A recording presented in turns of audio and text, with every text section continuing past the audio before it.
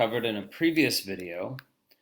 There I expressed some doubt about the interpretation of the verse and some lack of certainty.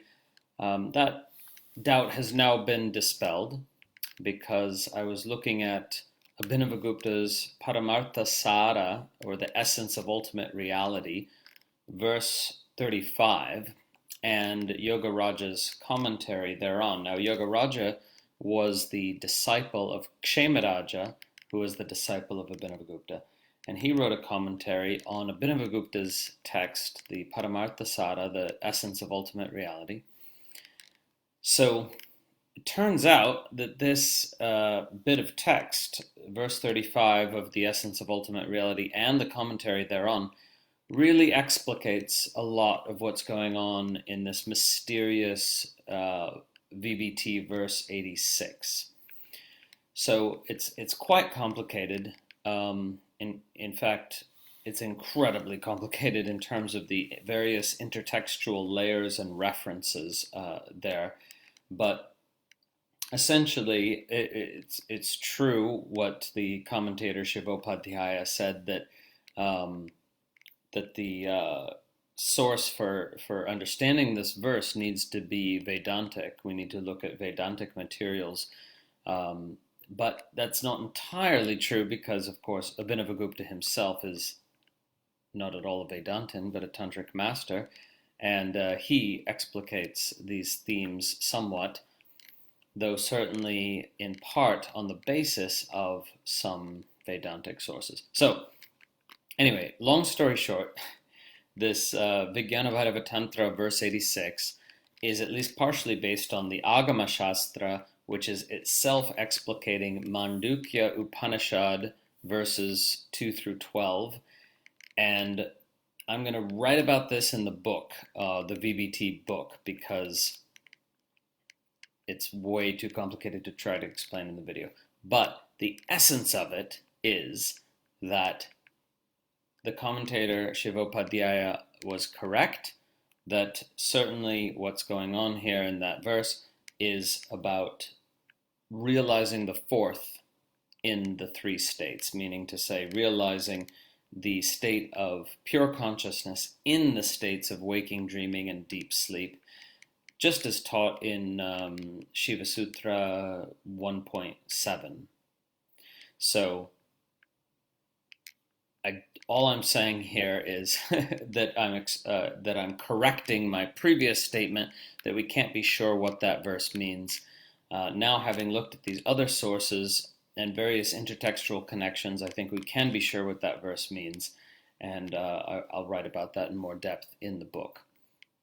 So anyway, usually I don't do this, where I explain more about a previous verse in a video on the following verse, but it did feel necessary to say that,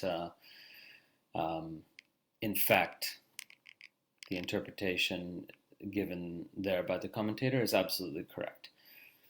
Okay, so having said that, let's move on to a much easier to interpret verse, far, far easier, and that's verse 87 of the VBT. Okay, so for this particular verse, I'm going to be in darkness, and the reason for that will become perfectly clear.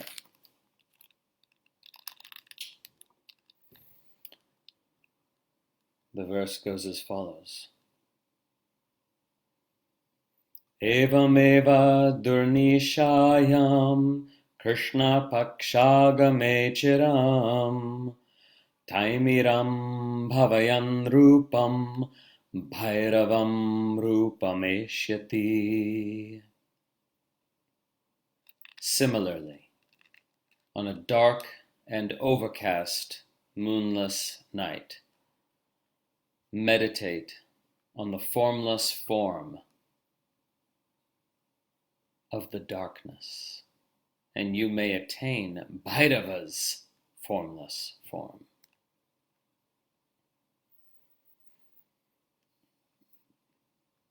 So this verse is giving yet another daily life practice This section of the text is concerned with opportunities for realization in everyday life.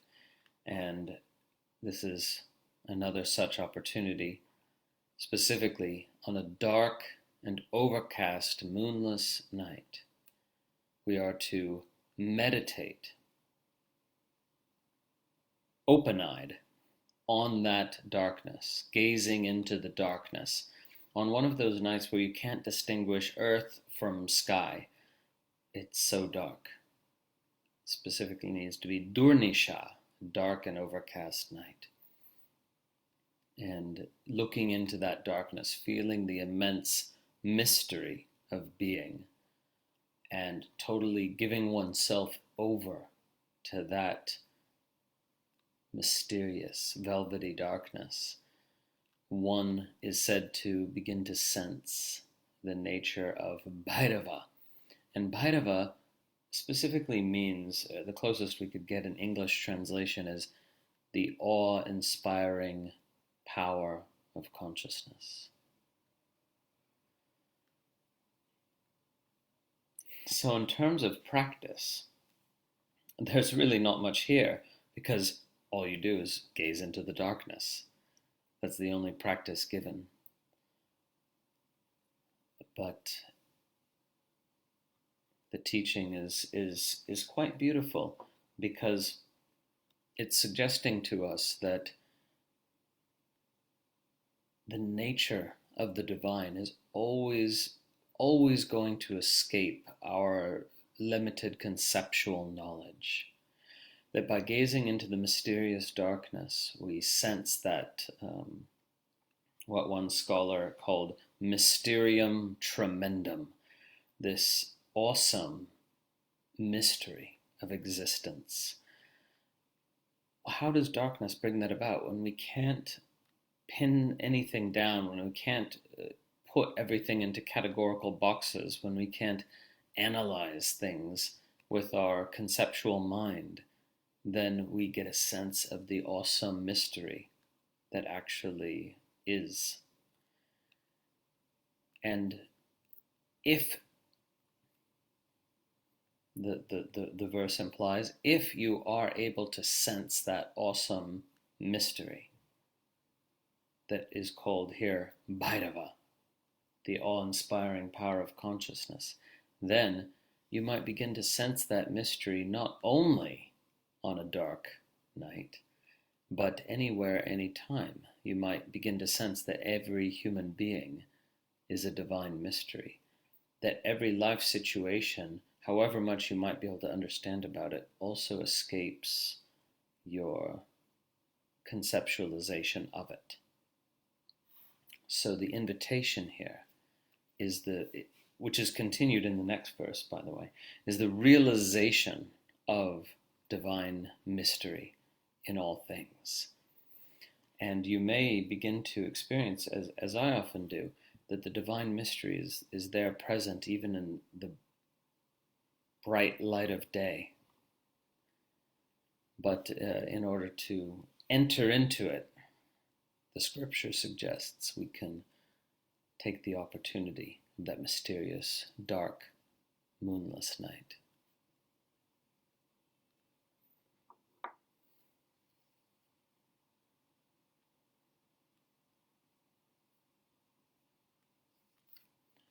Om.